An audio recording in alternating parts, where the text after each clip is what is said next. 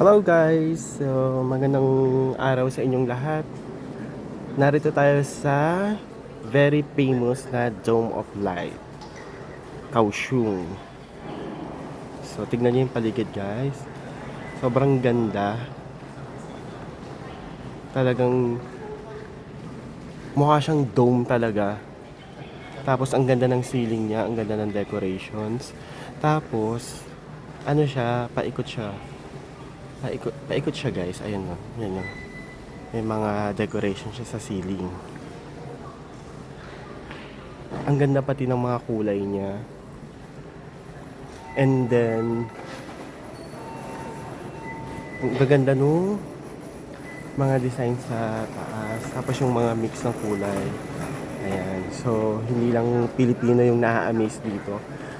Kanina nakakita rin ako ng parang, hindi ko alam kung local yon, taga ibang lugar dito sa Taiwan na nagpipicture din sila. Sobrang ganda. At ang nakaka-amaze dito guys, hindi ito pasyalan. Ito ay train station sa Kaohsiung. Ito ay R10. R10 ang station na to. So imagine guys, yung station nila ganito kaganda. So hindi naman lahat ganito. May kanya-kanya silang pakulo or design every station. Pero I think ito yung sobrang nakaka-amaze kasi para talaga siyang pasyalan. Ayun.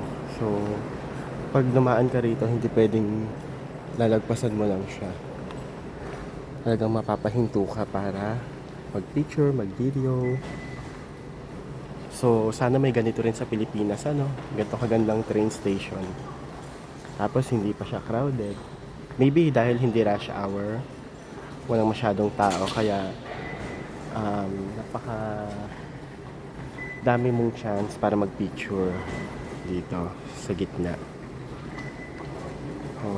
Ikutin natin yung other side. Sobrang ganda, sobrang nakaka-amaze talaga. Imagine train station lang to. Hindi to pasyalan actually guys. Pero nakaka-amaze siya, ang ganda-ganda niya. Kaya hindi pwedeng hindi ka magkakaroon ng picture, hindi pwedeng hindi ka kukuha ng video. Mapapasana all ka na lang. Sana may ganito rin sa Pilipinas. Ano yung mga train station natin dyan, ganito rin kagaganda. Hindi mainit, hindi siksikan. Tapos, napaka-pleasing. So, yun lang.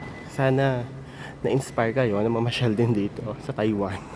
Pag napanood mo to, sign na to na hindi mo pwedeng ma-miss ang Dome of Lights ng Kaohsiung, Taiwan. Bye-bye!